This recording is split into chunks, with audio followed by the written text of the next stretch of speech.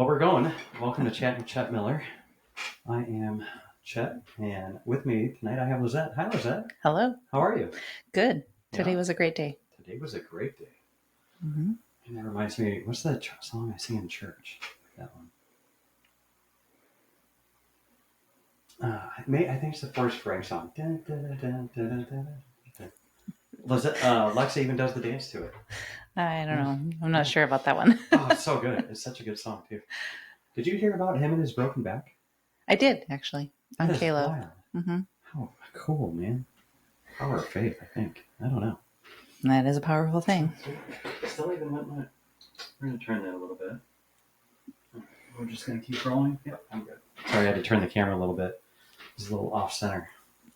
So yeah. All right. So my chair is noisy. Mm-hmm. Yeah, I'm getting a new chair. I have a new chair. I'm pretty sure Kenzie and I talked about it. She gave me shit about it. I like how you give the guest the comfy, quiet chair. Yeah, the comfy, quiet with the chair. fancy wheels. The fancy wheels. Yeah. Mm-hmm. Mm-hmm. Yeah. If you get fidgety, I have the pet tornado over there too. I did notice that. Yeah. Yeah, that's made a few episodes. So you pointed out to me episode 20. Yeah. That's a big deal, I think. Holy wow. I don't know what to think about that. I mean, you got a starting point somewhere and you just grow. Yeah. That's pretty wild. I'm gonna have to think about that though. I think I feel kind of special on episode 20. Yeah, that's awesome. Congrats. I appreciate it. Thank you so much. I wonder what here, cheers. Oh, cheers. It's a Friday. Tinkers. It's a Friday. That's a good one. I like that one. All right. So yeah, I have a lot to talk about tonight. Great. I have a lot to talk about with you specifically. I have just a lot of random crap that I tend to bring up as the week or weeks go by. I did notice I haven't been putting episodes out quite as much. It's been a busy time in my life. Mm-hmm. And the family camping that always adds not a lot of stress, but kind of like once it gets up to it, especially right now with my work, I'm buried. I'm absolutely the type of job I do with data management is it's basically all project. Like you have a request or an initiative that you have to meet whatever goals by. Like here's your due date. You're like, okay, well, what are you requesting? This is what I'm requesting. Well, there's no directions. Right now we have no directions. We're literally creating everything from the ground up. And right now we're working on this sounds stupid, but we're working on like data management policy stuff. It's not stupid. I don't know. It depends. Sometimes you talk to people and they just get glassy-eyed like within 30 seconds. You're like, yeah, you don't care. Sorry. I mean, every job has a portion that's important, you know. Yeah, so. I don't know what mine is. No, I mean, truly, I get it from the company I'm with and like what I do. And I haven't shared that because I'm pretty sure there's like some confidentiality thing I signed a long time ago. Sure. So I apologize to my listeners, my viewers, my whatever. Yeah.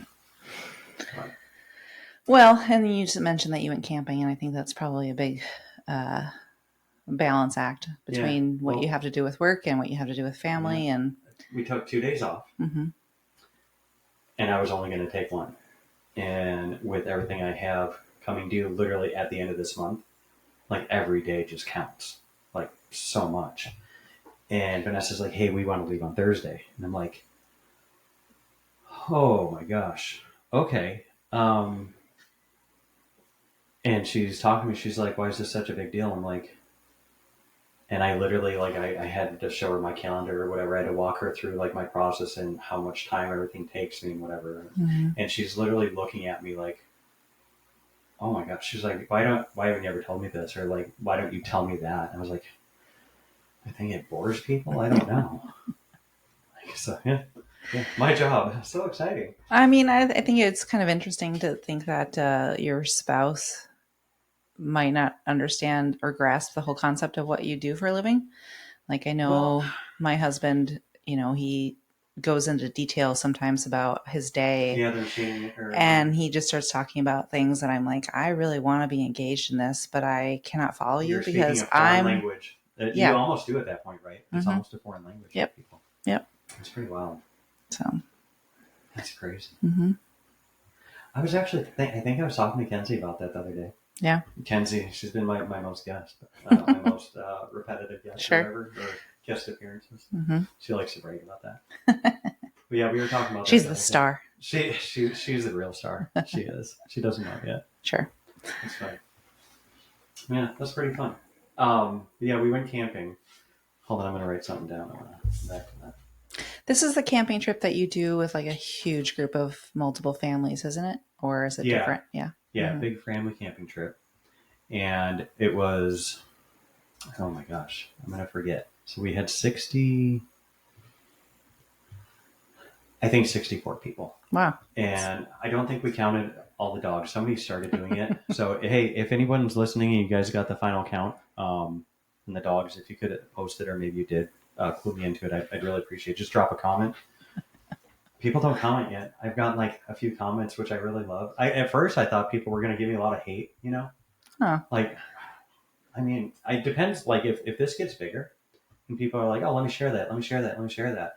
And other people start listening, they're like, this guy sucks. Like, what is wrong with this guy? He's just talking to like boring people or people or whatever. Like, there's assholes that are going to be like that. But then there's the people that are like the everyday person. I love it.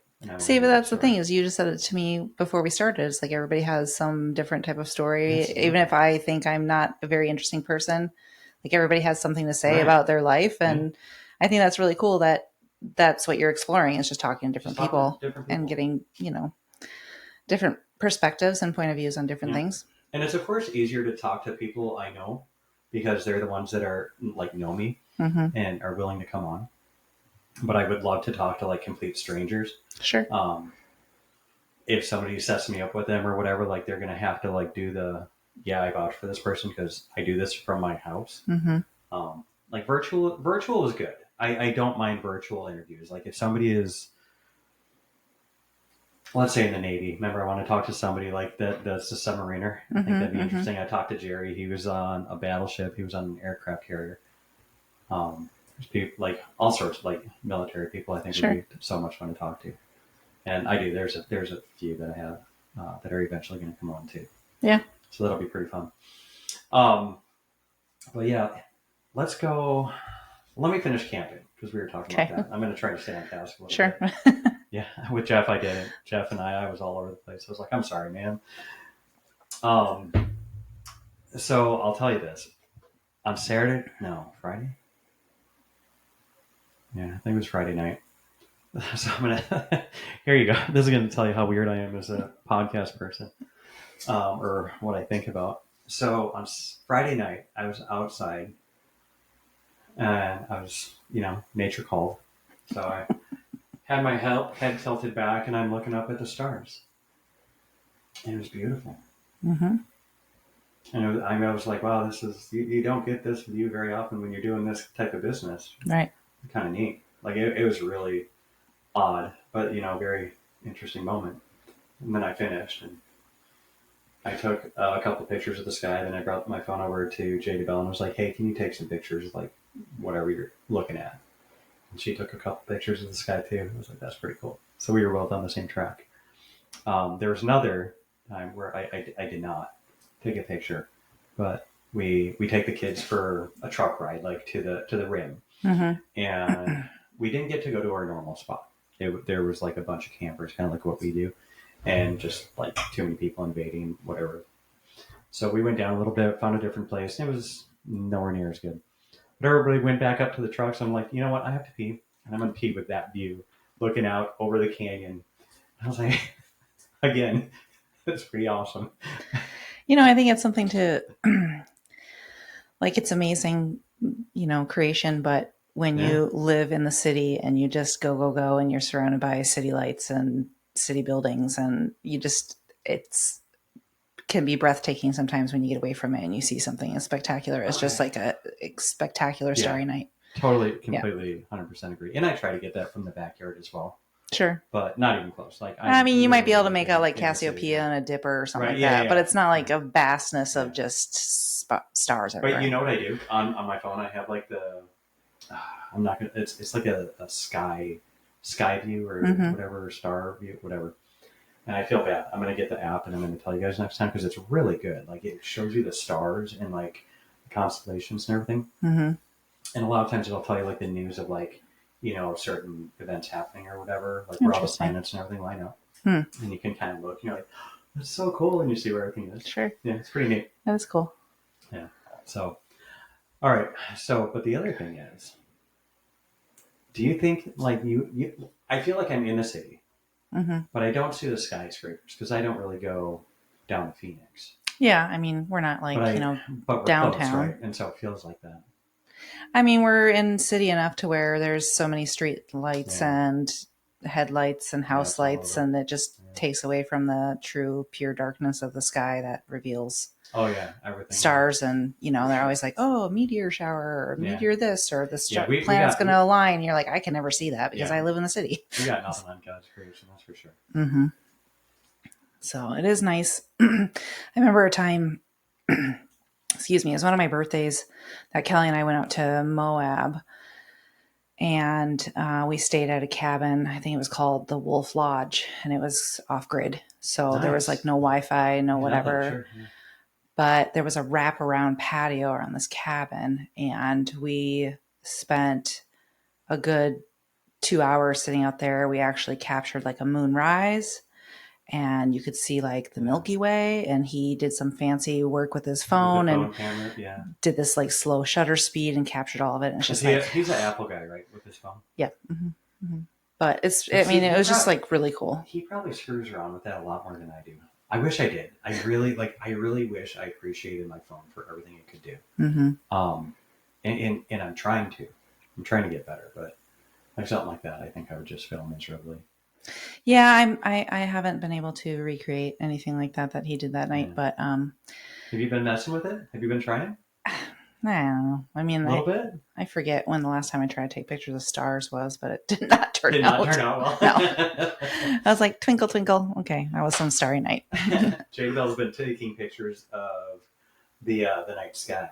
Yeah, like at sunsets. Yeah. Mm-hmm. She doesn't get up early enough to do the sunrise. Come on. Well, you know what's interesting too is very I slow. have a slew of sunset pictures because I'm a sunset girl. Like Kelly's a sunrise guy, and I'm a sunset girl. Yeah, I would agree with that. That's a good Something really interesting to me about the end of the day, just kind of peacefully going from light to night. I don't know.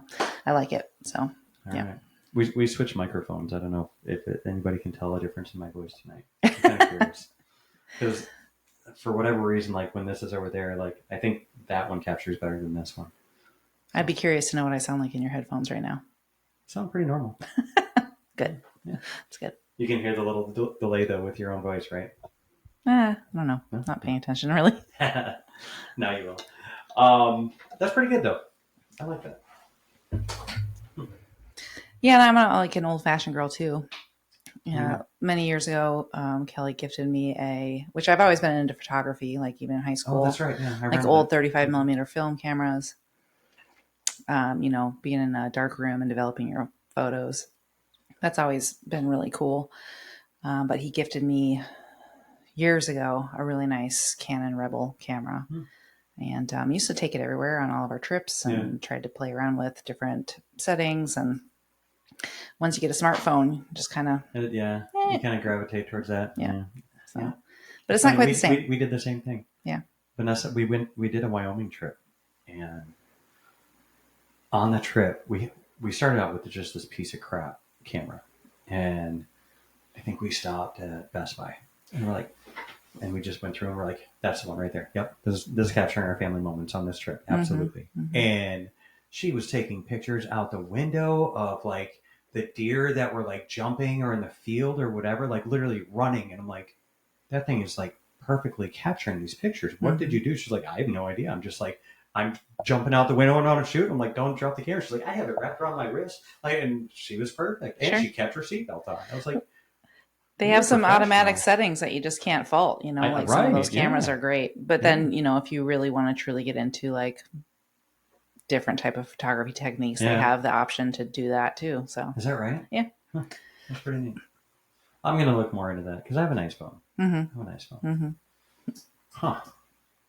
All right. Well, let's talk a bit about your professional career because you have a very fascinating career, You think? and I think it really like. And I did not mean to do. Maybe I did. I don't know. But I had Madison on, Mm-hmm. and she's going to school. Uh, what's it called? Veterinarian sciences, I think, something like that. Anyway, she's going to be a veterinarian, Mm-hmm. and you are. What's your title? Your official title? I'm a certified veterinary A technician. certified So veterinarian basically, technician. I'm like a registered nurse Here, for let's pull that animals. up a little closer to you. There you go. Yep. Thanks. That's perfect. Thanks. Okay. So Yeah, so certified. I'm basically like a registered nurse for animals. I do a wide variety of different things. And I think a lot of people have a misconception of what veterinary technicians do. So I would Okay. be interested to How tell you a so? little bit about Yeah. what I do. Let me hear what you got. Tell me something. Well, I'll I've stop you and I'll ask you questions. So, sure. yep. Go ahead. I started in the profession in 2001 and I studied really hard and took a veterinary technician national examination and a Arizona State board exam and became certified by the Veterinary Medical Association of Arizona. Wow. And so it was a lot of study and it was a lot of Yeah, a work. lot of it. Yeah, sure. And it's not just, playing with puppies and kittens all day. Well, not just puppies and kittens all No. day, man. I've Get done your hands dirty. I've done a handful of different things in the field, but currently I work at a surgical specialty practice, which is pretty advanced in orthopedic surgery, soft Aging tissue. pets or I'm sorry? aging pets or pets that get hit or kind of everything. Everything. We can do developmental abnormalities with puppies. Oh, okay. Now I have a question. Do you guys have those like cool?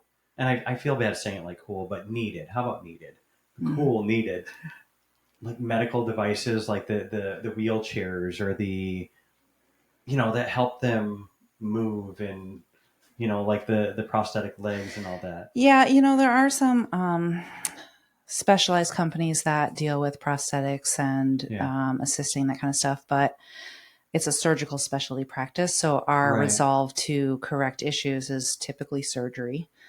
Oh, and So and then they can work with the specialist after that. sure, if necessary, we do Oh, how have we neat. do have people that we can refer them to Yeah, for yeah. things like prosthetics and um, that kind of thing. So But you're in the like the prevent slash fix, and then they're in the like what do you call it, rehabilitation, rehabilitation, recovery. yeah. Yeah, yeah. There are certified veterinary physical therapists. Yeah, that does not surprise me at all. Yeah, Yeah. I mean, there's places in the valley that if your pet needs physical therapy, they literally do like really rigorous programs. They also have like hydrotherapy, like underwater treadmills, things of that sort. So there are facilities specifically for that. Ours is more so on the surgical correction of an abnormality. And then whatever the care they need after that is something that we can refer them out to. So most of what we see is, Pretty which interesting. you should be familiar with because you have, your own knee issues. Oh yeah, yeah, yeah. But in people, it's called an ACL. In dogs, it's called a CCL. And Okay. they are cruciate injuries, Yeah. which it's interior in people, it's cranial in dogs. Right. But the difference is that in dogs, you cannot correct it via, like, say, graft of the ligament. Am I still on camera when I'm on like Yep, this? Okay. you are. All right. Yeah. So they've advanced the technology to do a corrective osteotomy. So that's A corrective mm-hmm, osteotomy. mm-hmm. Yeah, I'm gonna have to know what that one is. A corrective osteotomy. So our Hold on. I'm gonna most guess. Osteos is bone, I think. mm-hmm, mm-hmm, Okay, so they're correcting some type of bone issue. mm-hmm. That's I'm done. So That's all I otomy, got. you got the first part right. All right. Osteo bone. Otomy is cut. So we cut Oh. the Oh. bone Oh. Shoot. to reform it so that the weight bearing forces of the pet doesn't require them to need that ligament anymore. Oh, sure. So it has to do with the tibia and the slope of the tibia and how the femur comes down off of the tibia when they don't have that ligament holding it stable. Then it slides. It causes like a buckling feeling and a Right. pain and things How of do that sort. surgeries So, like that work? Like, do well, they work pretty well? Oh yeah, they have 95% success rate in getting back to full normal activity. And keep in mind, these studies were done on like police dogs, athlete dogs, I was going to say working you'd have to dogs. see a lot of working dogs. I bet. Hmm. Yeah.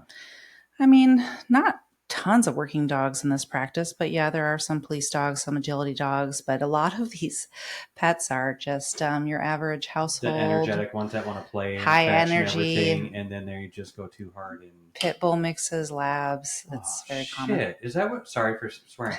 Is that what's going to happen to Jules? Man, that would suck. I mean, she's a little bit of a petite dog. It doesn't necessarily mean Okay. that No, that's good she's then. See. not prone to it, but Yeah. I was worried about that with my previous dogs. Although Rascal never played fetch, I'd throw the ball and he'd be like, "No, yeah. I'm good." Or he'd run out there and he'd stalk me and be like, "You smell that?" Hmm. And he was a hound dog. I don't, Yeah. you know, Yeah. it's like he little asshole. Every time we go camping, all my friends are like, "Oh, Rascal!" Oh! Yeah. And then The the beagle. Beagle Basset mix. Yeah. Yeah, yeah, little bastard. Um, but it can happen in any dog. It can happen in little 5 kilogram dogs. It can happen in 50 kilogram dogs. Hmm. It's not like a person or an athlete. You think Yeah. of a trauma induced injury. Right. Yeah, that's exactly what I was thinking. Right. In pets, it's a degenerative process. So you just think of it like Yeah. a rope with many fibers, and over time, some of those fibers start to Passes break it. Yeah. down, and then they break down a little bit more, and then they can have a partial tear, or it completely tears. And Right. Huh. people invest a lot of effort into repairing that. So, but beyond orthopedics, we also do a lot of soft tissue, like cancerous mass removals and Oh, okay. abdominal things. Wow. Lung How's that? masses, we do thoracotomies, a I lot of mean, different that's stuff. very different surgeries. Yes, they are. Hmm. But I work with board certified surgeons, so they've gone through the extensive training to do those advanced procedures. Yeah. Hmm. Oh, that's pretty awesome. Yeah. You go to a lot of conferences? You know, You should. I do some CE here Yeah. and there. Yeah, right. I am required to do that to keep my certificate valid. Yeah, for sure. A And I lot of think it's a good reminder and a refresher. Well, sure. You Yeah. learn new things. Yeah. I do a lot of continuing education on anesthesia because 90% of my job is Oh, yeah, sure. being an anesthetist. Wow, that is wild. So yeah, I had a case yesterday, and You're like over there with the not even no. You try to find a happy plane of happy medium and anesthesia, just and like you just just let them chill. ride. Yeah. Do you play music for them when they're in surgery?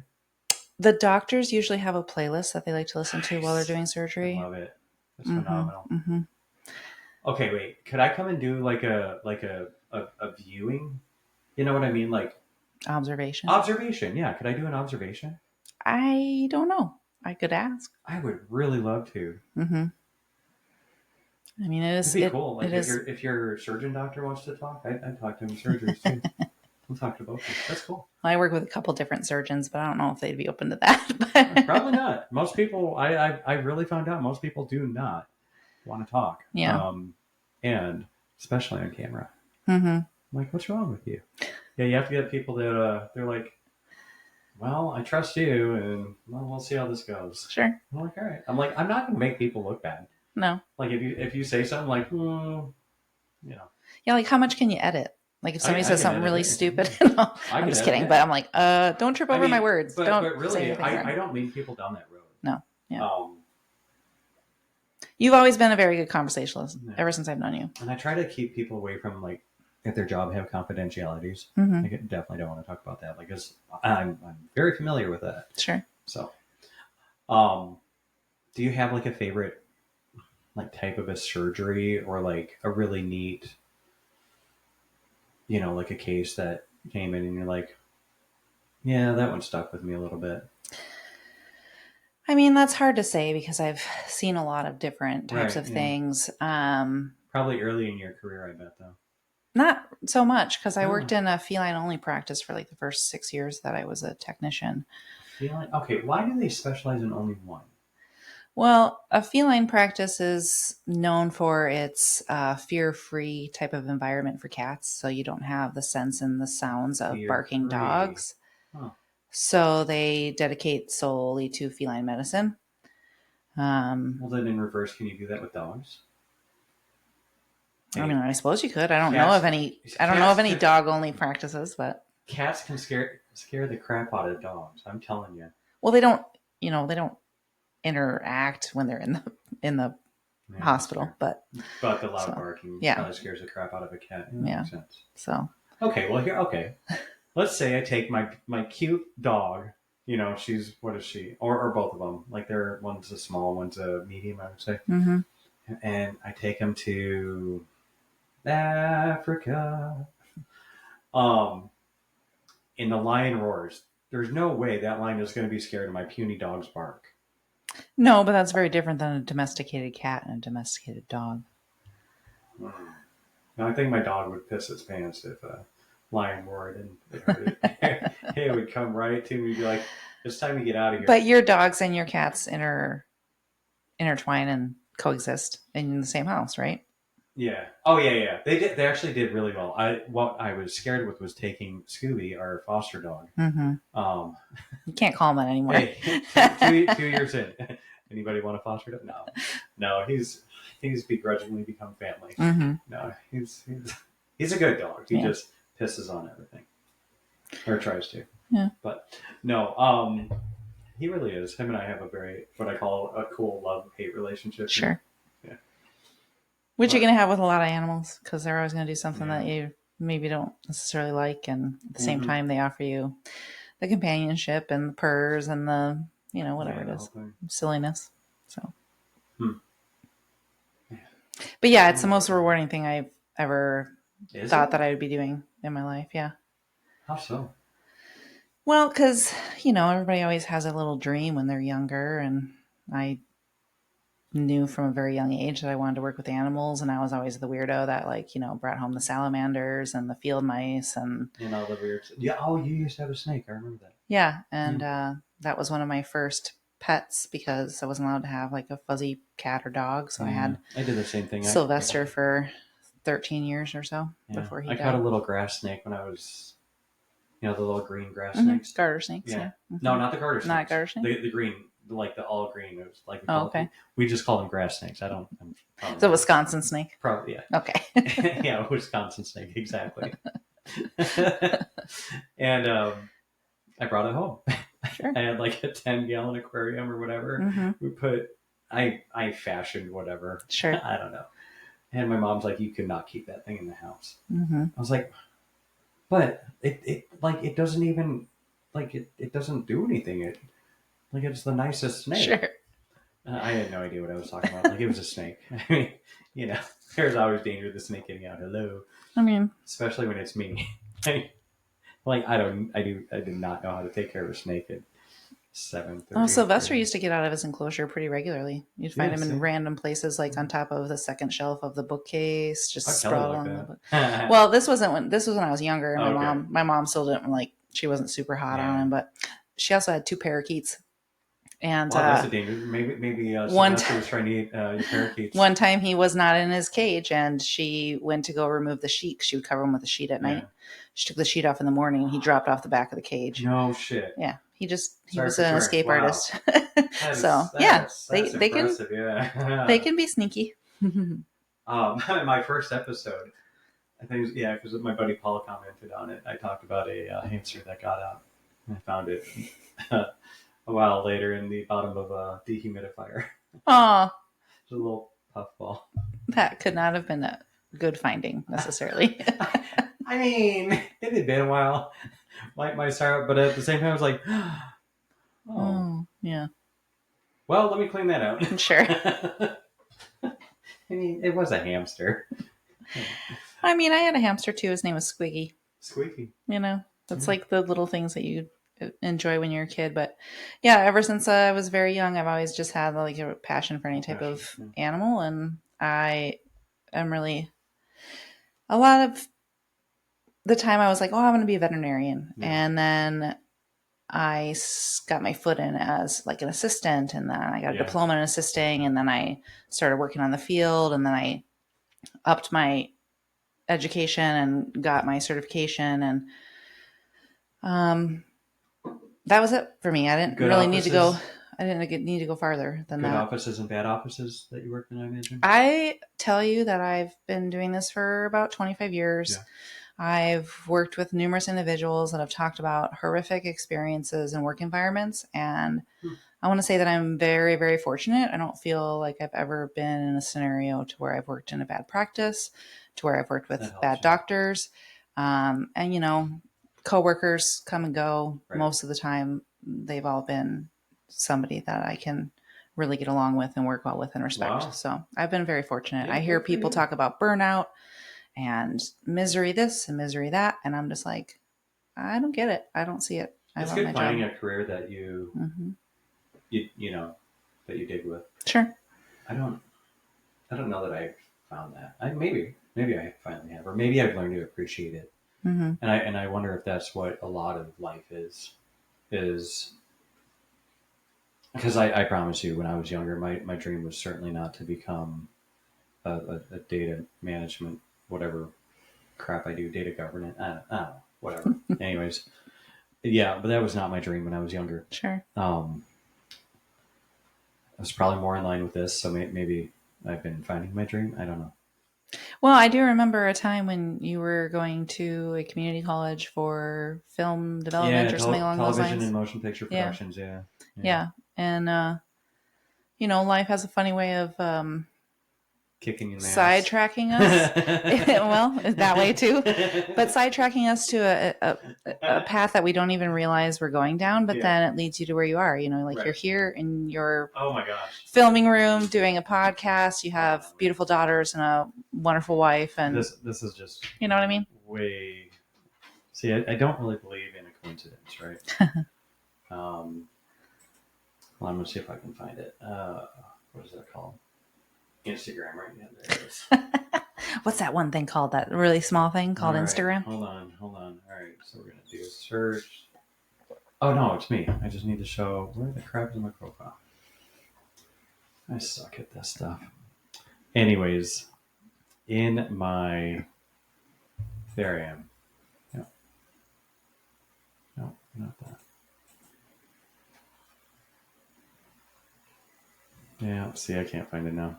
Anyways, whatever. I'll move on. But in it today, I was talking about the picture I took and whatever of the stars, Mm-hmm. and it reminded me of a saying, and it was like every decision I've made, or everything I've done, and every decision I've made has led me to where I am right now. And I was saw literally, that post. yeah, Mm-hmm. and I was like, man, It's true though. it's how I felt like right at that moment, and I was like, Can't deny it. Yeah, no, I dig that. That was awesome. But then, do you feel like there's a bigger hand over that happens in your life? Gets me to where I'm at. Yeah, absolutely. Yeah. Yeah, and it's a constant battle. I mean, really and honestly, mm-hmm. It's a constant battle.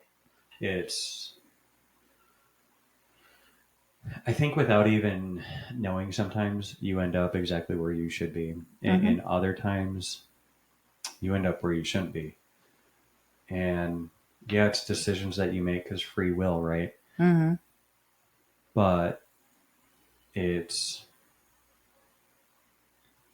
what guidance do you have? What everything goes into helping you find, you know what I mean? Like find God, find the right decision making path, whatever you believe in.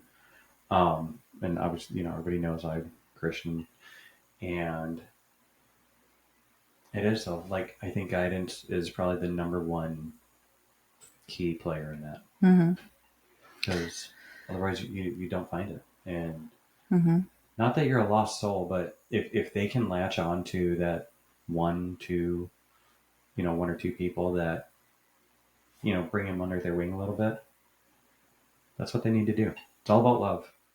Sure. And I also think a little bit of it is about submission, I guess. Because I think it's really hard as humans to just be like, you know what? I do have the right to choose. Sure. but ultimately it's not going to turn out the way I think I'm going to control it to turn out. Are you good at hearing, like, following the path? I think I'm really good at praying and All having right. faith that the Lord will lead me in the way that I'm meant to go. But there are a handful of times in my life where I've literally heard the response that I was seeking Yeah, in certain circumstances. So I believe that that that's is good. definitely something that guides my life. So I think it takes me a while. yeah. Like, I think I'm finding it or understanding it a bit better now. Mm-hmm. I mean, obviously, otherwise I wouldn't have gotten baptized. Um, but yeah, it just. Like this was a question I wanted to ask you. Oh yeah, I don't what know you if got? somebody's already asked you this, but I don't care. like I could give you specific moments where I was like, I need help. And Yeah. I felt the Lord speak and say, this is how I'm going to help you. So do you feel like there's been any time in your life This doesn't sound dumb. where you're just like, man, that was from God. This is why Oh, this went that way. this is going to sound so dumb. Okay. I'm not sure I've ever told this story to most people I know. So, a lot of people open up on here, and they get pretty vulnerable. And Sure. if I didn't, I think that would be very hypocritical. Sure. So here's a moment for you. A while back, I was going through probably the most terrible point in my life, and I came home from work, and I was in the most foul mood. I was so pissed. I can remember it like it was yesterday. And I get out of my car, and I lock the door, and I slam the door shut, and I go inside, and I'm raging pissed. And my mom was living with me at the house. She's like, "What's going on?" And she was so patient, so patient, which was incredible because I was just not a nice person at that moment.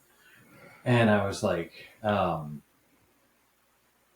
everything. Like I don't remember what was wrong. I had no idea. I couldn't, like, probably just a buildup of 1,000 different things Sure. that I was dealing with at that point, right?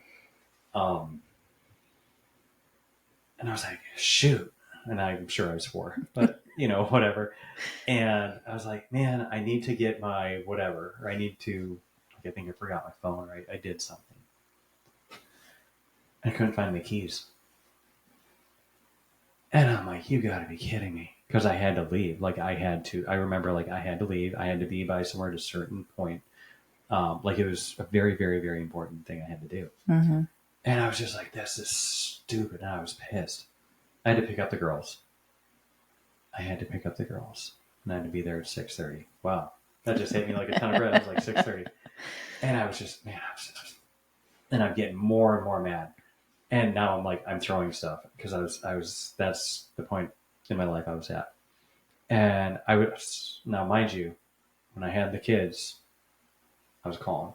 Mm-hmm. Without the kids, I was still pretty calm, but there were a couple moments when I was at home and I was just like, oh my God, I need the strength. I need something. I need you to help me. I know you're out there. I know I Mm-hmm. don't pray to you at the moment, Mm-hmm. and I get that, but I need you to get me through this. Like, cause this is hard. It's Mm-hmm. really, really, really, really hard. Mm-hmm.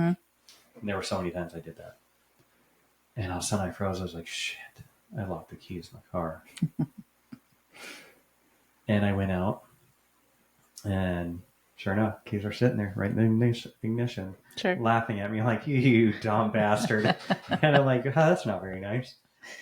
And I turned around, I was like, God, if you can hear me at this moment, I somehow need to get into this car. I know I locked the doors, but I don't know. And I went to the back door, and that was locked. I went to the other back door, and that was locked. And and I went to the driver's side door, and I pushed that button down, Mm-hmm. and it was unlocked. And I'm like, you gotta be kidding me! Mm-hmm. Like, that was pretty impressive. Yeah. And I just sat there for a second. I was like, I acknowledged it, and I went inside, and Mom's like, how'd you get it? I was like, the door was locked. And she's like, that's not what you said when you went out there. I was like, I know what I said. And she's like, oh. She's like, I was praying for it to be unlocked. I'm like, nope, you don't get to do that. Yeah. No, I don't want to hear it. I don't want to listen to it. You're not going to do that. Don't pray for me. I don't need your sorrow. I don't need the pity. Mm-hmm. I don't need you to pray for me. But I was at the very low point, and I did not forget. Like I literally, I said that. I went around, I opened the door. I was like, huh. All right. And sometimes in the moment you don't necessarily recognize it, but when you look back, you're like, that was a God thing. Probably, yeah. You know what I mean? Yeah. So those are pretty amazing revelations that we come across. Because like you said, yeah. Do you believe in coincidences or do you not? Right. Or and a lot of people, of course, will say, "Oh, well, you probably didn't lock the door." Maybe. I don't know. Maybe I didn't. It's fine. Sure. But anyway, so this is a weird time to bring it up, or maybe it's the absolute perfect time to bring it up, based on my faith. Holy smokes! So my friend's dad passed away this morning. Oh, I'm sorry. And I've known him since I was in 5th grade. Oh. And I feel crushed for my friend. Sure. Family. So, anyways, he was a really neat guy. Yeah. So. I think loss is hard. Whether it's you see your friend hurting because of his loss, or you feel that bit of loss because you knew that his dad and what a great person he was. Yeah. And my friend and I, Mike, I'm gonna call Mike out at least. Mm-hmm. Buddy, I mean, my parents are still alive, and so I don't feel like that, but I've absolutely lost like close relatives of mine, and so I can, and I'm going through stuff too with, aging parents. Sure. It's not easy, and if they're listening to this, which I doubt, I don't know, maybe, who knows? Lots of love to both of them. Mm-hmm.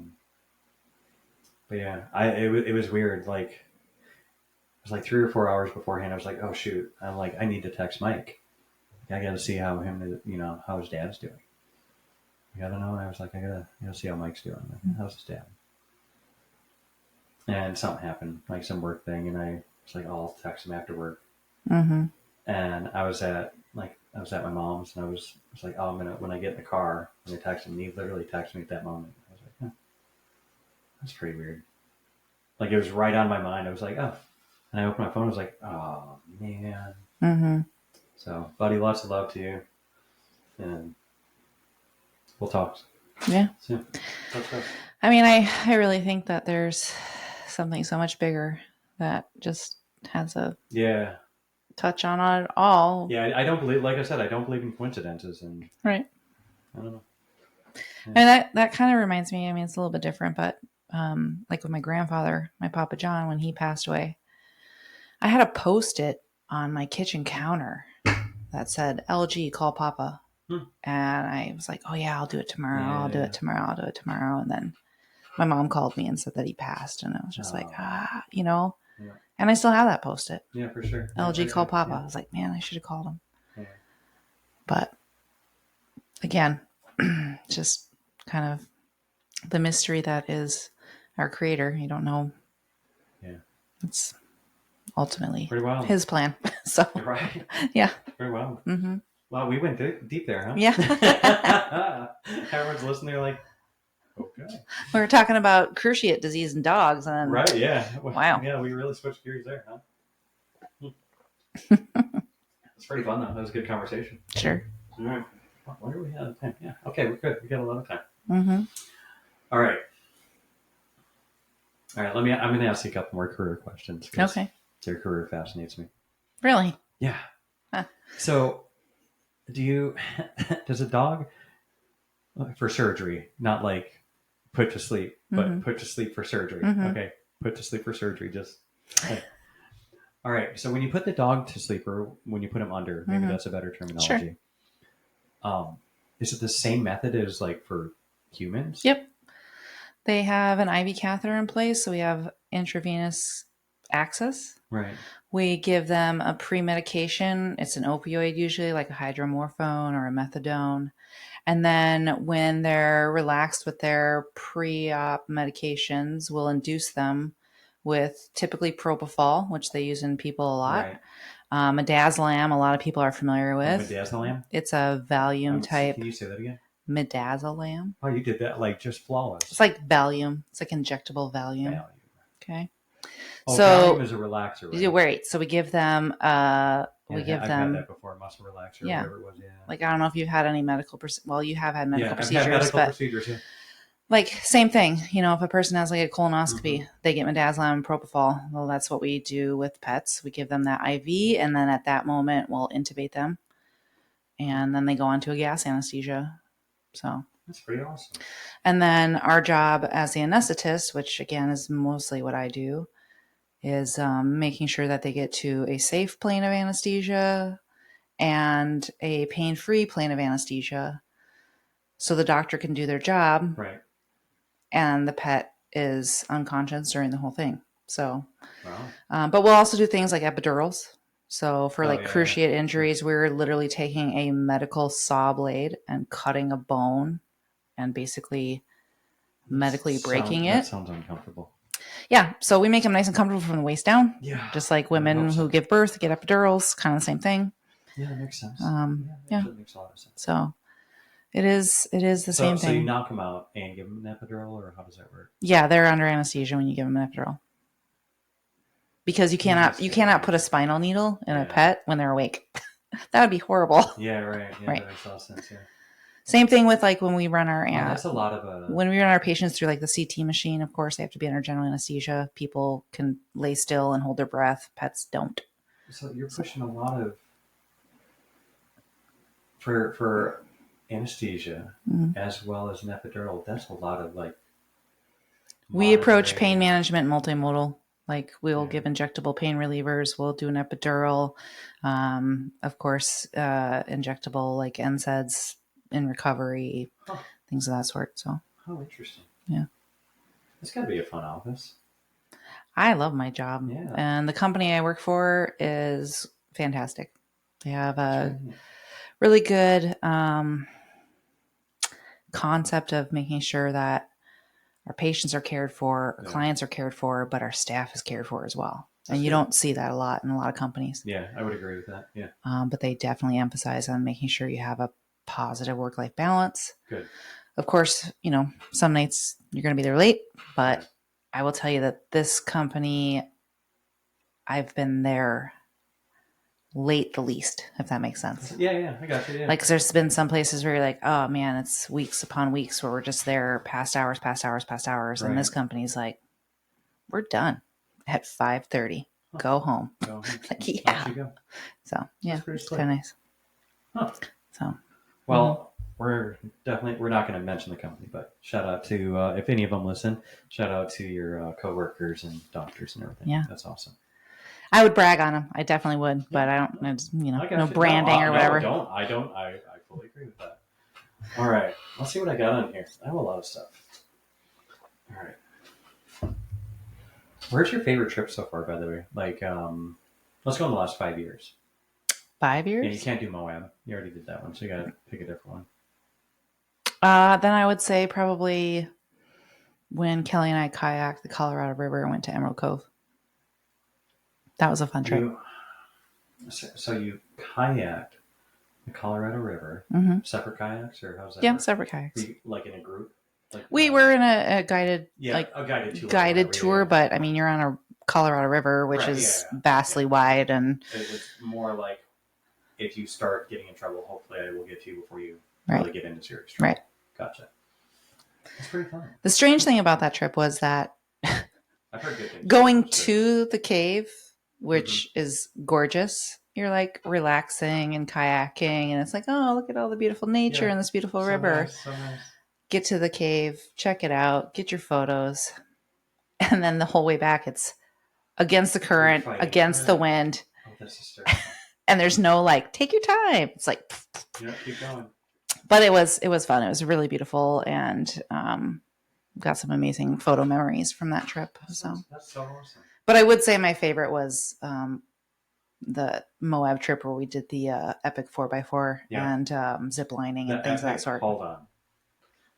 Epic 4x4? Yeah. And zip lining. What is Epic 4x4? So Epic 4x4 was a company that rents out side-by-sides.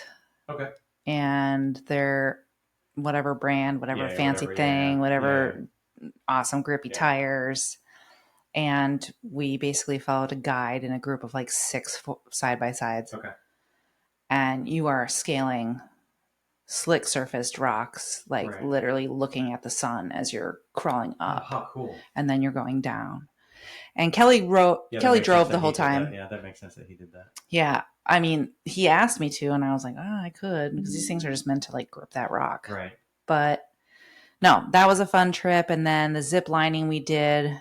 No, hold on.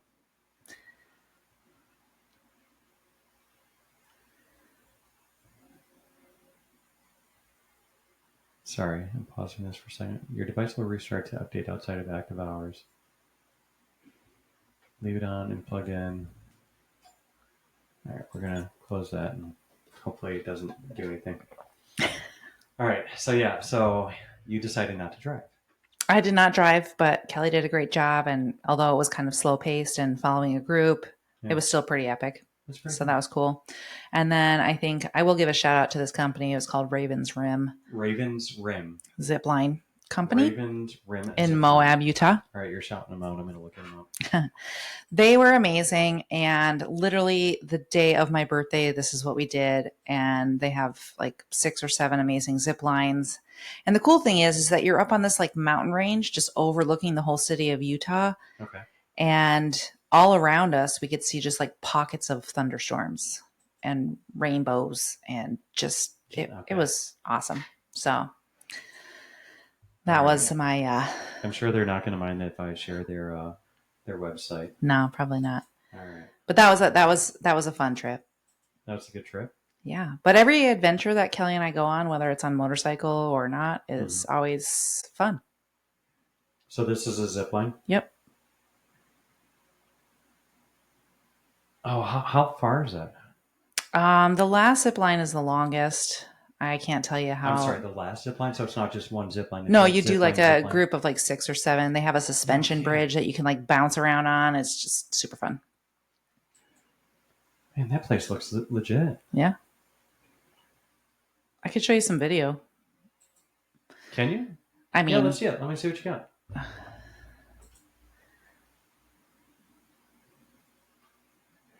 They did this one challenge where you walked backwards off of a cliff to go ziplining backwards, but the challenge was to not grab onto your rope that was attaching you. Like fall back. Yeah, and not grab your rope. Oh my gosh, how was that? Did you do it? Oh, Kelly and I both did it. Without grabbing? Yeah. That's so hard to do. That's so much trust. That's so much trust.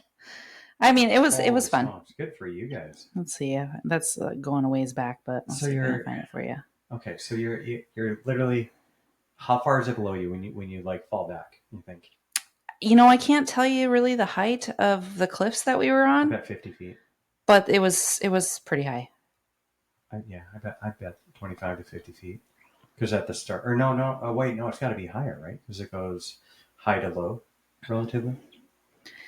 I don't know. All I know is that looking down, you saw. It was beautiful, wasn't it? Trees. Yeah. I don't know. Desert trees. They weren't like super tall, like, towering pines or anything, but. Yeah, I got you. Let's see. Awesome. Yeah, I know you said I can't mention Utah or Moab, but that was definitely one of our that was good. favorite I appreciate adventures. The extra information. That's cool. But like we just went up to Alpine to meet Leah, your cousin. My cousin, yeah. I want her to come on. I'd like her to share her story. Yeah, and just even a weekend adventure like that is super fun. Yeah. Let's see. You know what I wonder? I wonder if any of my regular audience, when they hear and I mention these random names and hopefully I have them on or whatever, because I mentioned you, that you were going to be coming on. And I wonder if people are like, oh, okay, I remember him talking about her or whatever. I hope that's what people do. You probably have to start it over, but... and push volume. All right, let's see this thing. All right, how do I? Oh, what did I do wrong? I don't know.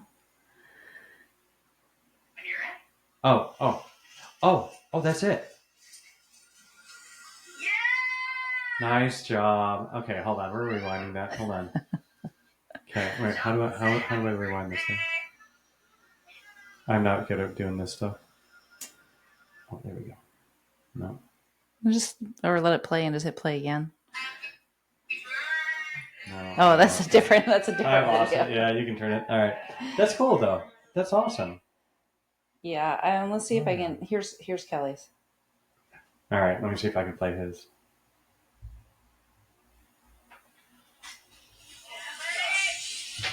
They did his upside down. Oh, you missed it.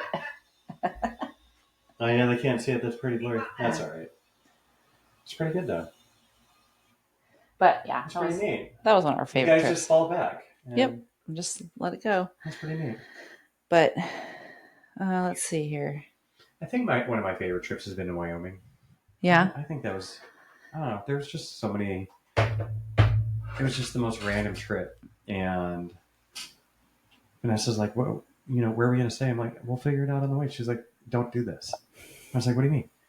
And she's like, I was like, "I got the first like 1 or 2 nights planned." She's like, "What do you mean 1 or 2 nights?" It's like, I know the basic vicinity, and it's not busy time, so normally most of them have openings. And she's like, "Are you sure?" I was like, "Yeah, we're good." Where'd you stay? Wherever like KOAs mostly. Oh, yeah, KOAs camping because we had the pop up. And yeah, we definitely had the wrong trailer to do it with. Yeah, Kelly and I it was a good time. Twice we went to the Grand Tetons. We stayed in Jackson Hole, Wyoming. Oh yeah, which was a lot of fun. One time we took motorcycle there, and Jackson Hole. Yep, and that was an interesting trip. And then we enjoyed it so much, but I was like, I don't want to have helmet head the whole time that we're here. Yeah. So actually, we borrowed the Scion when there. Oh yeah. And drove it out there. That's cool. But that was a good trip too. I think any time that we can get out of the city and do an adventure is always a fun time. Always a good time. Yeah. Mm-hmm. Yeah. I like the adventure trips like that. Mm-hmm. I want to do more of it, but Well, I mean, now that I think maybe the girls are getting older, it's a little easier. Maybe. I think so. Yeah. Yeah, we did pretty well when we went out to DC over the summer. Yeah. That was I would say probably like our trip where it was like the most like where we took out the electric the scooters or whatever we rented. Oh yeah. Effing expensive by the way. Sorry. I technically did not swear, it means the same thing, but yeah, it was those things are no joke when it comes to cost. It's like Vanessa's like, how much is this costing us? It's like, it's okay. Sometimes the adventure is worth the investment, and you worry about the money later. Kenzie and Jade both got to drive one of them. Yeah. So it was pretty neat. Mm-hmm. Yeah, to watch them do that. I was like, man, they're growing up. It was pretty sweet though. It was pretty neat. And like you look at it and the agreement is, you're not over 18. I'm like, yep, got it, click. And Vanessa's like, hey. I was like, no, we're doing it. Here we go. Let's go. Mm-hmm. I'm like, I'll take the ticket. Like, sure. I'm sure they're not going to throw me in jail. I'll take the second ticket of the trip. Mm-hmm. Like, let's make this happen. Let's have a good time. Right. Life is experiences, I think. Yeah. So. All right. I have. Nah, I think I talked a lot about that before. How do you do with faith? Please elaborate. I don't really know. Like blind faith. I'm not going to say in God, but like let's say I don't know. You know something's supposed to be happening. Like like Kelly's supposed to meet you wherever, or whatever's supposed to be happening. Or maybe even not. Like more blind faith. You're like, how do you know this is going to work? Like I don't. But I have faith that it will.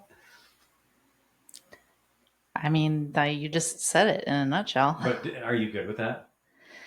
I find that a lot of people struggle with it. They're like, no, I need a plan. See, that's the funny thing is like, I'm a planner. Like I want to plan for like, oh, we have a family get together this weekend. Let's make a plan. Or, oh, we're inviting people over for dinner. What's our plan? What time? Like that's normal. That's normal. Sure. But when it comes to more significant stuff like, relationships, career paths, whatever. I mean, even like, the house that we just moved into in January. Yeah, right. I know what I wanted. I know what my flesh wanted. And I know the argument against that. Sure. Yeah. And all I could say was, your will be done, Lord, because Yeah. if it's meant to be, it'll happen. It'll happen, right? Yeah. And then it did. So a lot of instances in my life, I have found really fall into that. That's cool. Where I just let it be his will. And if it turns out the way I had hoped, I'm like, thank you, Lord. Thank you. That's pretty neat. Yeah. So it is hard as a human person to give up control, but I'm also not one to have a lot of control or want to take control. So it's easy for me to kind of give it to God. So I'm going to ask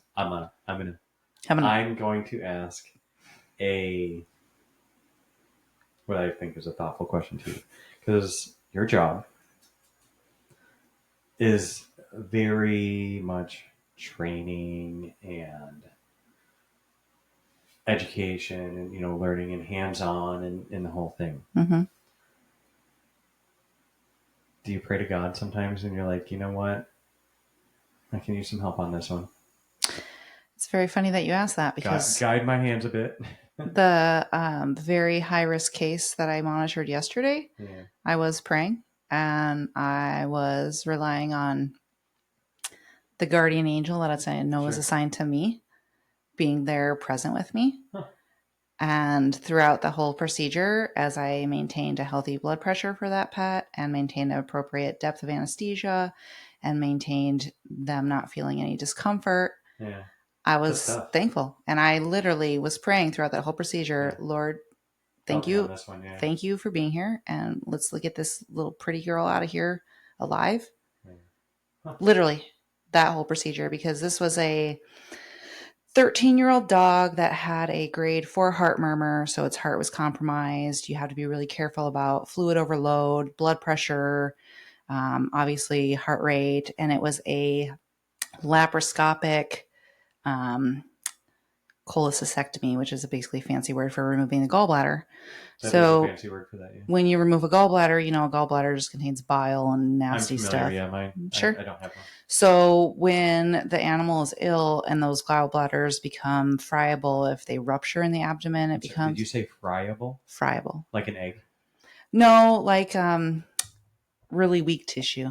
Just like angry tissue. Like it was fried. I got it. It doesn't have the integrity that healthy tissue does, right?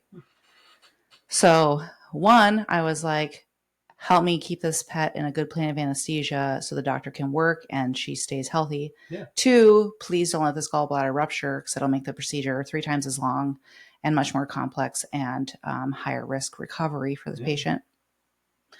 And I have this weird, I don't know if it's weird.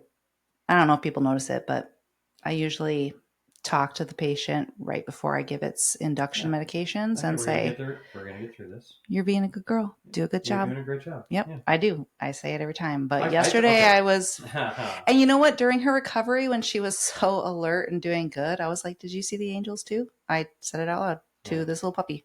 Well, not puppy, but 13-year-old. Yeah. Maybe weird, but I do. I don't think so. I have a lot of. I talk to my animals, and on some level, I think we absolutely understand each other. Yeah. And especially like as old as the animals are, like Anakin. I mean, he was Padme's age, so what, 16, and he'll meow at me, and I'm like, yeah, I get it. Like I know what you're asking for right now, and he'll meow again, a little bit more aggressive. I'm like, you know what? Now you're just kind of being a jerk. Okay, have some patience. Just relax a little bit. And now I'm going to take longer because of that. Okay, now I'm going to go get myself something to drink. How do you feel about that? It doesn't feel very good being rushed, does it? I think the biggest thing for me is that patient's life is in my hands. Yeah. Because I do have to be responsible for what happens to that patient under anesthesia, which is a very high risk thing for pets and humans. But I also am accountable to making sure that pet is reunited with the person who loves it. whether I fall in love with it because it's adorable in the hospital or in the clinic setting is one thing, but to make sure it goes back to its home, yeah, to its person, to whatever, joy it brings to the person that it belongs to is a big responsibility I take pretty seriously with my job. That's pretty cool. I appreciate that. Thanks. I appreciate that. All right. So I have a couple questions. Sure. So animals communicate to each other. I think it's well known by now. Do you think they communicate on a higher frequency than we can hear, or because we have things that are like frequency driven that would probably pick up on something where like they're talking to each other. They're telling him to come smell this guy's butt. It smells good. I would think that, and again, I'm not a expert or anything like that, but I would think that more so undomesticated animals probably work more on a frequency level than say dogs and cats. Like coyotes cry or call, like that sound they make when they make a kill and they're like a pack versus like a lone wolf on a hunt or something like that. Like I think there's a lot more communication via frequency that way with wildlife. Whereas I do still think that our domesticated house pets, our dogs and our cats, have certain woofs, certain meows, certain whatever that like this is my hungry meow, this is my I want out woof or whatever. Right, like the babies cry, like hungry, like the whole thing. Yeah, I would agree. But that I think there's a variable in pitch and everything. Yeah, in natural instinct type. You ever read those? You ever read those studies or watch the ones where the people would go and like almost live with the gorillas or the whatever, and they would try to like just have the surroundings so they could just like watch and take the notes and everything. Yeah, that's so much patience.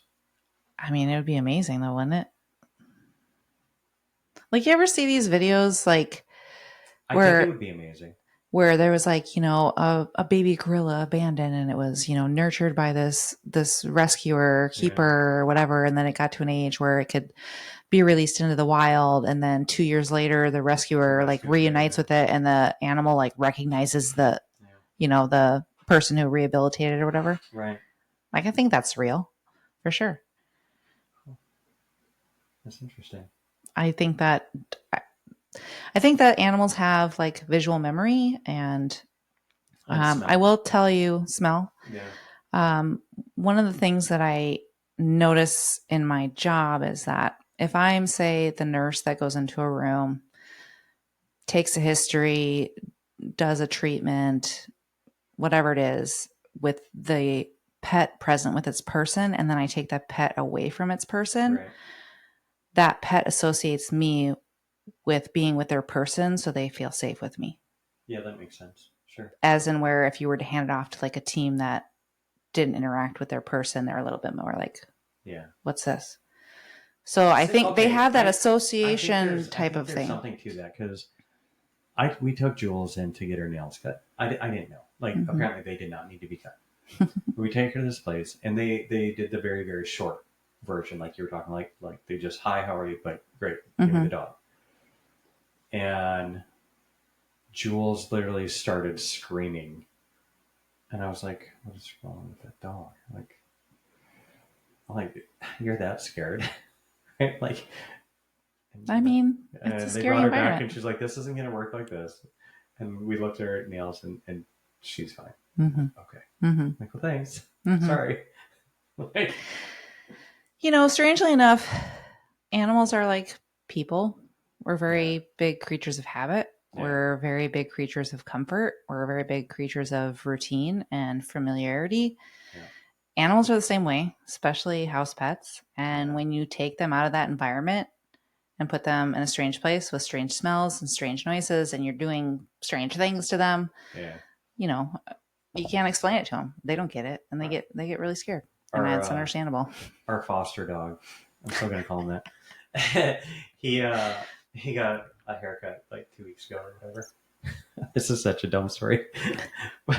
And he goes out, he's all excited. He's like, I'm going outside, like whatever, with this guy. And he brings him back. And Scooby's shaved, essentially. He's so pissed. He was so pissed at me. Like, I was not laughing like at him, but internally, it was hysterical. I was like, I'm sorry, but you were rugged, man. You needed a little fresh start. Sure. That was pretty funny. You know what's interesting is that I have a lot of conversations with clients about certain aspects of their patient's care and what they would do. And, if it was my pet, blah, blah, blah. Yeah. Or, they'll ask about medications and like, what's that medication going to do to them? Or, a lot of people feel a lot of internal trauma with things like having to amputate a limb or something like that. So although I do believe that pets have kind of emotion and feeling, like I'm sure Scooby was like, F you, bro, I'm going to be mad at you for the rest of the day. He doesn't have logic. Oh yeah. No, so there's, I believe there's kind of like emotion and like an association. Yes. Yeah. But the logic isn't there. So when people say, well, I just can't imagine what they would do without their limb. Like, no, they adapt. Their instinct tells them to run around and yeah. So that's why it's interesting sometimes to find myself in a position to have to explain to clients. Animal instinct is very different then. That they don't have the same logic. They're like, oh, do I have to wean him off that medication? You think that he's like addicted? No, animals probably not. Don't have that same concept. But I do believe that they have the emotion to get mad at you, be upset. Yeah, for sure. I'll tickle her feet or his feet, and they'll kick me. They don't appreciate it. Sure. I'm like, why aren't you laughing? Yeah, right. The logic. It's not funny. This is not funny. Well, at least one of us is laughing. But I don't do it very often, but it still cracks me up sometimes. I'm like, why are you sleeping? Why are you sleeping? I mean, I think they experience excitement. They experience happiness, obviously. Yeah. There's something. I'm scared. Like you come home after being alone all day and they're like, yay, my person. Yeah. Why do some get scared during thunderstorms or whatever and others don't? That's I have no idea. So random and weird. But as a child, I was scared of thunder. And now, like all day today, I sat out on the patio and enjoyed thunder. I enjoyed it, yeah. Like it's just... And lightning. Yeah. Today was an amazing, awesome day for rain and storms. Was. Did you have a glass of wine? Oh, yeah, absolutely. Yeah. Well, it started out with coffee. Then, of course, transition. But the hail. I got hail today, so that was kind of fun. That's pretty good. Yeah. How big? Like dime sized. Oh, okay. That's still pretty good. Yeah. All right. Let me see what I got here. Oh, this will work for you. Do dogs, cats have a dominant paw? I think they do. And here's why. Do you know? Don't tell me the answer. Let me hear what you have to say. Okay. So when I take Jules out in the park and we're playing, and I'm like, dun, dun, and she starts doing her run dance which way, I know which way she's going every single time. And I block her every single time. Are you asking my opinion on that? I'm asking your opinion. Yeah. What do you think? I think that's probably habit. That could be, sure. More so. Now, like I would think about it as in like, let's say you have a male dog that lifts his leg. Does it always lift its right leg or its left leg? There's no there's no specific Scooby, no, actually I know the answer. You're thinking about it? Yeah, okay. I literally was just witnessing it this past weekend when we were camping. So our foster dog, little bastard. No, Scooby. He literally will lift his right leg and he's much better. When he lifted his left leg, he was on balance just as he was a few other times on his right leg, and he fell face forward in the same exact spot. The other way, I'm like, why did you fall face forward there? What is wrong with you? I'm like, oh, you're opposite. Huh. So which leg are you here? Right. Are you lefty or righty? Like, can you give me another sign? Yeah. So when we say do a cranial cruciate ligament injury repair, right, and the owners will say, well, I just don't think that he's figured out how to lift his leg and pee yet, because the operated limb is the limb that they usually put their weight on, right? But they do adopt to putting the weight on the other side. Yeah, sure. So it's more like not necessarily like, I favor my right or left. It's just instinctual what they need to do Right. what they need to do and exist. I don't know that I There would was say. there was a stupid debate. I can't believe I'm going to talk about this. This is so dumb. I cannot. Oh my gosh. All right. This is really, really dumb debate. Are you right-handed or left-handed? I'm right-handed. Now, are you sure? I mean, I can Do write. do you protect your left hand? Do I protect it? Does your brain instinctually or whatever protect your left hand, and so you put your right hand out to do everything? So you're saying I'm more lefty because I'm protecting it? Yeah, you may like your left side more. No. And I was like, that was, and I thought about it. I'm like, okay, I'm done. That's a dumb debate. I didn't want to debate it anymore. So if you want to go dumb, like, why do some people wear their watch on their right hand or their watch on their left hand? That's a good question. Right? That's a good question. Because I'm a left-hander. Yeah, but you wear it on your. But I'm a right-handed person. Yeah, exactly. Right? Like, like, who's to say? There are probably mysteries of the brain that are not meant to be understood. I love that. That's a good one. That's a really good one. Sure. Huh. I have my niece Dylan. I want Dylan to come on. She'd be fun to talk to. She wants to talk conspiracies. I think Dylan would be a lot of fun to talk to. No, she's good people. But yeah, I think she'll like that conversation. It's very funny. All right, let me see what else I got. Do you have anything? You have a good question? Oh, well, the one thing I did think about is your sandwich debate and who has the best sandwiches. Okay, what you got? So I wanted to make a recommendation. Yeah, let me hear. And I'm going to say this company's name out loud too because they're a family-owned business and they have a fantastic sandwich. Okay. Have you heard of Phoenix Fresh? No, I'm going to write this down. It's Phoenix Fresh, PHRESH. Let's see. I'm using a new pen and it's not working. Here you go. Yeah, the old trusty crappy big pen. So, there's that. Again, Phoenix Fresh. Phoenix Fresh, PHRESH. All right. There's a Subway 2 doors down. There's a Firehouse Subs across the street. Yeah, there's all these things, but they are family owned. If the mom is in the kitchen making your sandwich, you're in for a treat because she just douses it with Dijon mustard and mayo or whatever. Or whatever, right? Yeah. But my favorite sandwich there is called the Glendale Club.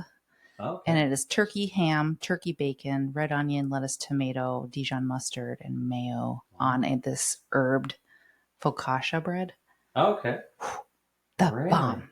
So they're a little spendy, but that's totally worth it. They also sell smoothies. I'm willing to pay some money for a good sandwich. Yeah. They also sell smoothies, acai bowls, wraps, high protein bowls.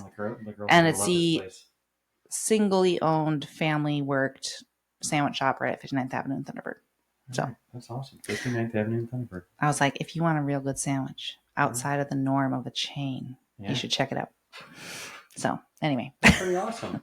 That was another thing I threw out there for you. I appreciate that. That's a good sandwich talk. Good for you. I appreciate you bringing that. That's good. I like that. That's real good. All right.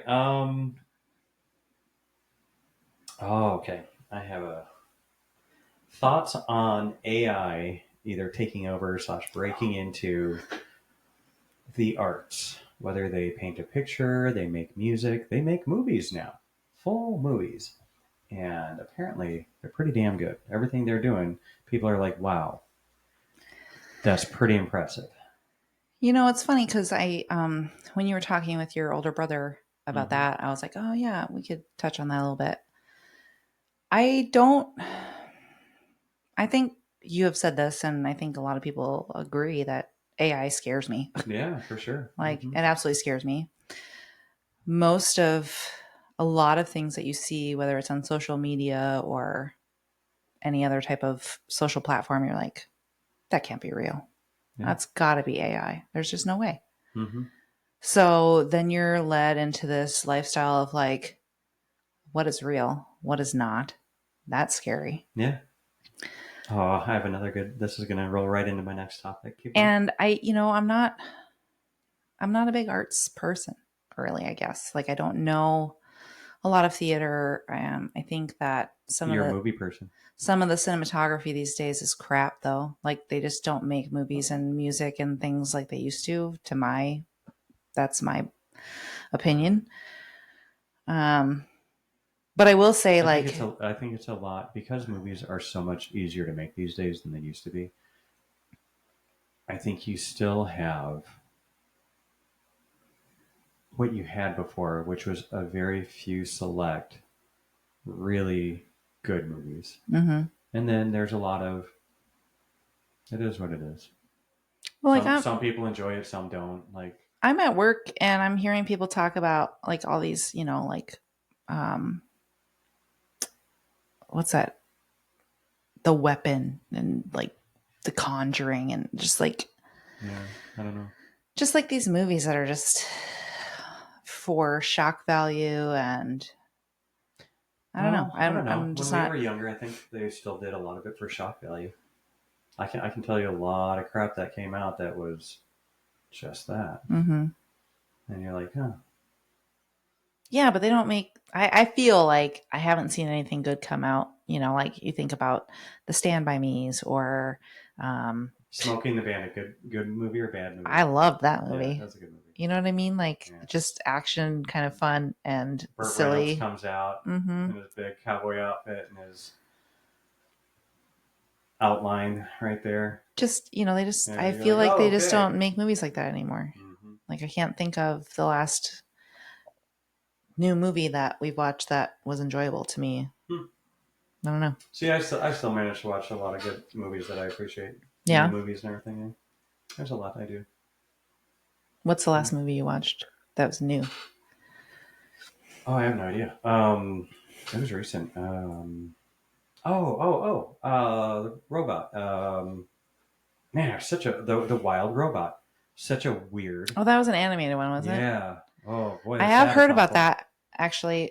They were Since I talking about talk, it at work. I would probably watch that. yeah, since I talk about AI, that is a very very thoughtful movie. I will tell you though, Kelly and I have very different tastes in what we like to watch movie wise, I so could it's really hard assume.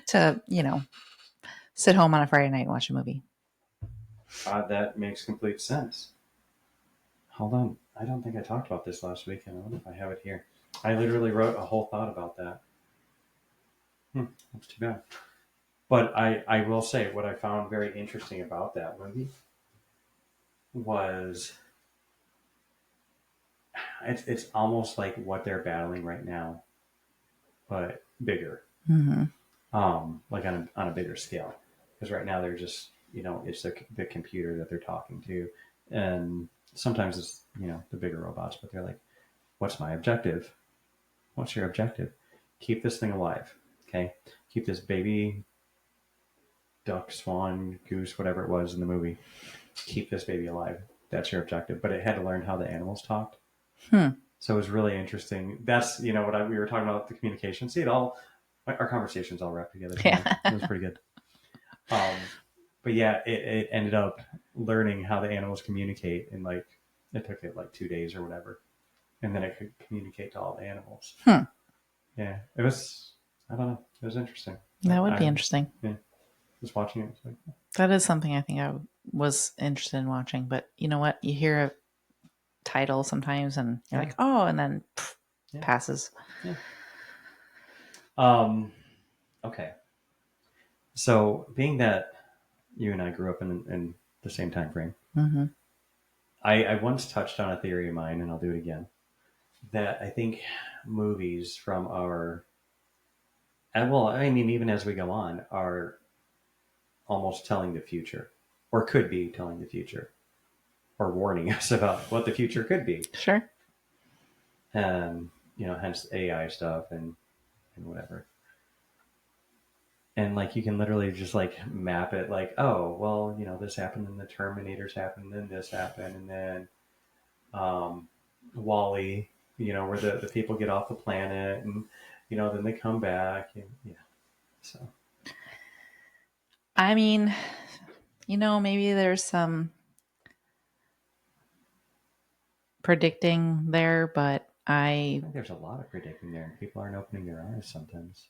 Maybe I, not. I, Maybe they're just fun stories. I could be honest and say I don't really, I don't know. I don't want to say I don't care, but Some people may Maybe. call me closed-minded, but I feel like I have a faith enough in my God that Yeah. I don't have to worry about it. Yeah. Right. Makes sense. I like that. So I don't put too much thought into that Yeah. because I'm not going to say kind of, I'm just going to be, bluntly honest, and I know how the story ends. Yeah. Yeah. Right. Yeah. I'm Yeah. not, I agree with that. Yeah, for sure. you know, Yeah. I know how the story ends. Yeah, for sure. so I really, It's kind of interesting to be on the ride though. it can be, yeah, Yeah. for sure. But it also, interesting and blessing at the same time. Oh, for sure. Yeah. A lot of things to be thankful for. Yeah. There's some people that focus on what not to be thankful for, and there's some Yeah. people that focus on what to be thankful for. Yeah. And I know that, Yeah. Life is a lot of work, you but I mean, in a good way. I think. Mhm. I think you fight for what you get. some people might say it's unrealistic, but that's what I base how I live my life on. Yeah. So Yeah. I don't remember where I saw it, but maybe it was a post or something. But somebody basically said something to the effect of, does it matter if I believe in God? Like, yeah, I don't yes, know. it does. I haven't felt anybody like attack me for it or anything. No. Mm-mm. And if they do, I don't pay attention. Mm-hmm. Then really whatever. Yeah. And I think everyone's entitled to their own beliefs. Like if it is what it is. Yeah. So. It's a fine line because I think everybody's entitled to their own beliefs too, but I know the truth. Sure. Do you? Yeah. But I'm also, not the same warrior as some other people are in their faith. So. Yeah. Just kind of hang out. Mm-hmm. Yeah, makes sense. Mm-hmm. All right, let me see what else we got. Let me see if I have like a final question. We're coming up to about an hour and a half.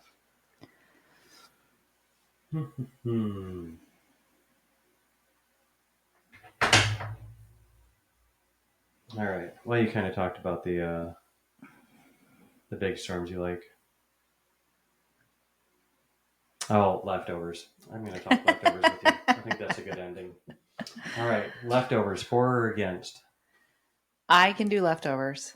Yeah. But I also believe that there's an extreme to leftovers that is unacceptable. Oh, for sure. Absolutely. Yeah, I agree. There's a lot of people that can't or won't eat leftovers. Like they can't bring themselves. They're like, no, it's left. No, like it's, whatever. And hey, that's fine. Like whatever. If you get hungry enough, I promise you will. And a lot of times leftovers are better. Like the flavor goes in more, and then the next day, I think it's almost better. Well, the next day is one thing. Yeah. Like, will you eat some leftover chicken on day 4? No. Yeah. No. Your brother won't either. No, absolutely not. No. Day 3 is my cutoff on Yeah. chicken. Yeah. Mm-hmm. And then I have people like, my mother's generation who freezes everything. Everything. So like 7 months later, she's eating like leftover enchilada, and you're like, no, oh, yeah. no. Yeah, you're like, no. But it was in the freezer. Yeah, right. I'm like, no. Not so much. So yeah, I don't mind leftovers. I do believe that there are certain things that the flavors meld a little bit more, overnight. Yeah, spaghetti sauce or like whatever Mm-hmm. good sauces are. Or like a chili or something like that. Yeah, that's true. Chili definitely. Yeah. The next day.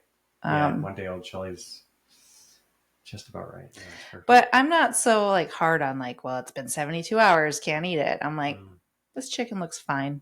Does it pass the smell test? Yeah. Heat it up maybe a little extra. Mm-hmm. Yeah. Yep. Just kill all the germs. Yeah. Exactly. kill that crap. I gotcha. That's pretty funny. I was missing leftovers this week. I'm a big leftover guy. Like we'll make however many meals throughout the week. And so usually like I'll get whatever frozen meals from when we go grocery shopping. So I'll have like 1 or 2 for the week. And then I'll have leftovers. This is what I eat for lunch. And we got back from camping and I had like 1 day of leftovers. And I was like, we didn't go grocery shopping. Like, this is going to last the week. Yeah, I was like, this is not working. I was like, Vanessa, I have a problem. We're at the leftovers. She's like, we don't have anything. I'm like, I'm very sad right now. She's like, I can tell. Mm-hmm. So, yeah. Well, and knowing your brother Kelly, he's a food prepper. He wants to make Yeah. sure he has stuff to throw in his lunchbox every day of the week. Yeah, he has. Yeah, that's true. He's You turned know, out. Yeah. so like, how many days we eat cooked bacon that you just keep in the fridge? Yeah. 5 days? I 7 don't know. days? I don't know. I Like don't know how long bacon it's stays. fried grease. Like, Yeah. I don't know. or, he'll put together some like yogurts and blueberries or something like that. Yeah. And that lasts all week long. Yeah. So, Blueberries are good too. They're yeah. good for you. I love But blueberries. it's like, okay, you cooked this chicken breast on Monday, but you're not going to eat it on Thursday. But you meal prepped on Sunday a bunch of chicken salad and you'll eat it all day long or all week long. Like, where's the line? I don't know.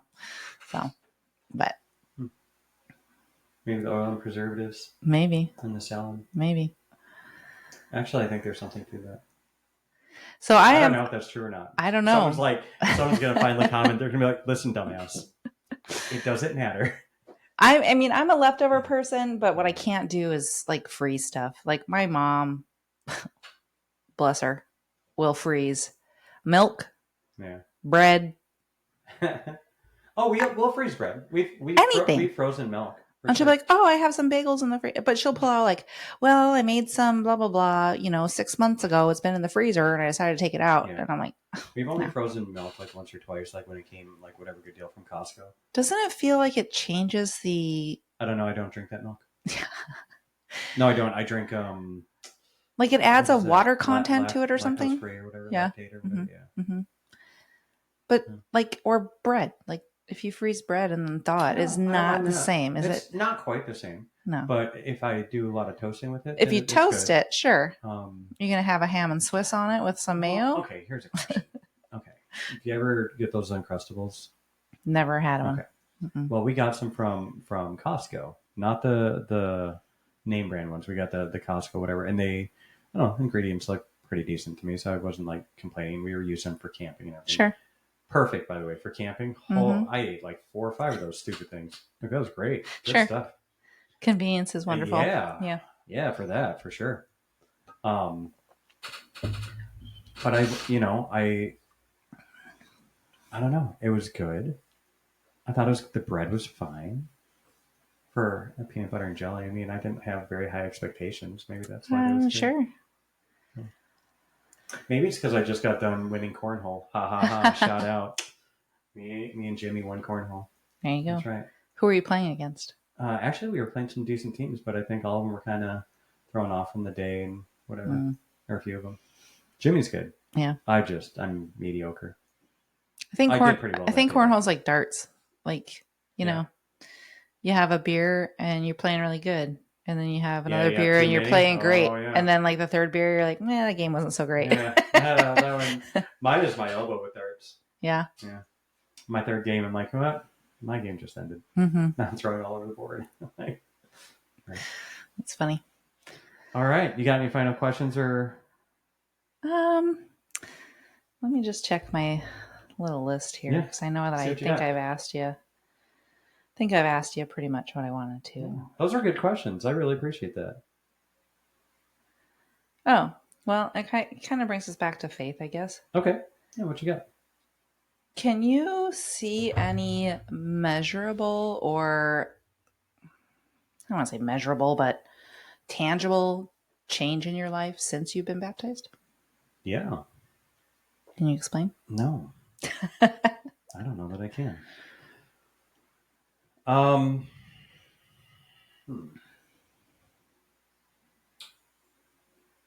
Yeah. In many, many different ways, and just how I come to a situation and try to, resolve it. In my personal life, in my professional life, like I'm not as quick to get irritated and pissed. Mm-hmm. And I've talked about this, like when we're driving or whatever. And I used to have a lot more, not road rage, but like road irritation, I would call it. Like, when you honk the horn, or maybe in a very, very severe situation, flip the bird. I don't even do that anymore. Yeah. And Vanessa was real good before, like, and even now, like if I'll be irritated, she's like, "You okay?" I'm like, "Yeah, I'm good. I'm good." Sure. And I've told her, I was like, keep doing that. But even like with just me in the car, yeah, I've noticed a difference in just how I feel things and react to things like that.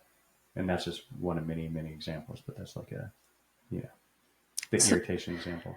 do you think that's like a feeling of Oh, the forgiveness. That's another indwelling one. of the Holy Spirit on your life? Just takes away kind of some of that I would think so. negativity and Yeah. yeah. I haven't thought about it. Mm-hmm. Yeah. Forgiveness was another big one. Yeah. We had a decent opportunity last year. Well, earlier in the year, I guess. Uh, I thought it was good Mm-hmm. how we went through it. I thought it was real cool. Nice. Like as a family, I would say we had an opportunity to handle it together, Yeah. and I was like, that's cool. Mm-hmm. Yeah, the family stuff, but like that's neat. So Awesome. yeah, I really appreciated how that went. Yeah. Good. Yeah, that was a good question. I don't know. It's interesting because, I've been a believer and have accepted Jesus for a very long time, but Mm-hmm. it took however many years.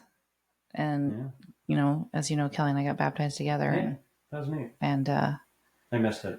I'm sorry. hmm. um, I mean, I didn't get notification. No, that's all right. really? No, no, until like it was literally like the week before. I'm like, I'm going to be out of town. Oh, Yeah. well, it was kind of like a last minute Yeah, thing. or maybe that's what it was like a couple days before. I was like, yeah, I mean, yeah. I was like, I you felt good. out of a small handful of people could understand how that was like coming from your brother. Yeah. No, it was huge. Yeah, it I was was neat. like, what? Yeah, What? yeah, that's pretty So, cool. Yeah, but I definitely think it gives a calming sense of peace. yeah, I think so. You know what I mean? For sure. So, I agree. yeah. I was just curious to know how you feel like it's affected your life or Yeah, I think not. so. But I think so. awesome. Like I'm still the same me. Yeah. Yeah. Mm-hmm. All right. Well, Lisette, I appreciate it. Thanks for hanging out, chatting. This was fun. Yeah, all your thoughts and all of your stories. Yeah, make it super easy to just have a conversation Yeah, about serious stuff. So it's I cool. appreciate it. Thanks. All right. Well, thanks, everybody. Ah.